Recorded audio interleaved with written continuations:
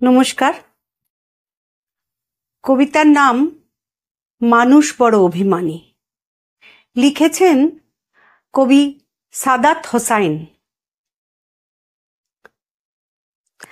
মানুষ বড় অভিমানী প্রাণী। সে চায় তার মন খারাপ হলে প্রিয় মানুষটাকে না বললেও সে বুঝে ফেলুক। ফোন করে খানিক ম্লান গলায় হ্যালো বলতেই ওপারের মানুষটা বলুক, তোমার মন খারাপ? তার এলোমেলো চুল, খানিকটা লাল চোখ দেখে বলুক, তোমার ঘুম হয়নি রাতে? দুঃস্বপ্ন দেখছো? টেনশন করছো কিছু নিয়ে? সে চায় মানুষটা বুঝুক কখন শক্ত করে বুকের সাথে চেপে ধরতে হয়, চোখের সামনে আলতো করে হাত ছুঁয়ে বন্ধ করে দিতে হয় চোখের পাতা। সে চায় মানুষটা বুঝুক কখন হাতের মুঠোয় হাত রাখতে হয়, ফিসফিসিয়ে বলতে হয় আমি তো আছি, তবে মন খারাপ কেন?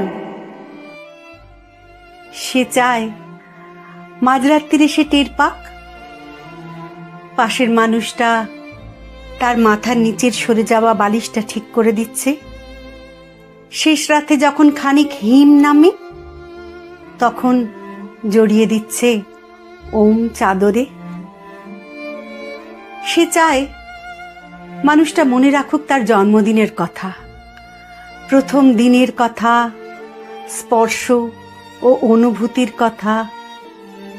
সে চায় তাকে ছুঁয়ে দেখতে গিয়ে কেউ মিথ্যে মিথ্যে অজুহাত বানাক, কেউ কপাল ছুঁয়ে বলুক দেখি দেখি তোমার জ্বর নয় তো।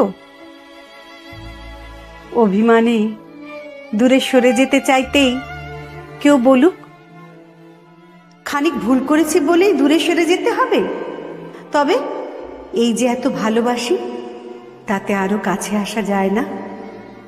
আরো আরো কাছে, অনেক অনেক কাছে। মানুষ বড় অভিমানী প্রাণী।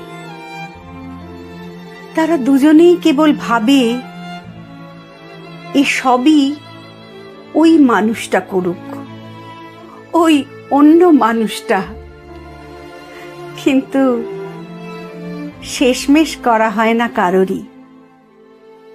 তাই কাছে আসার রঙিন দিনেরা ক্রমাগত দূরে যাওয়ার ধূসর বিবর্ণ গল্প হয়।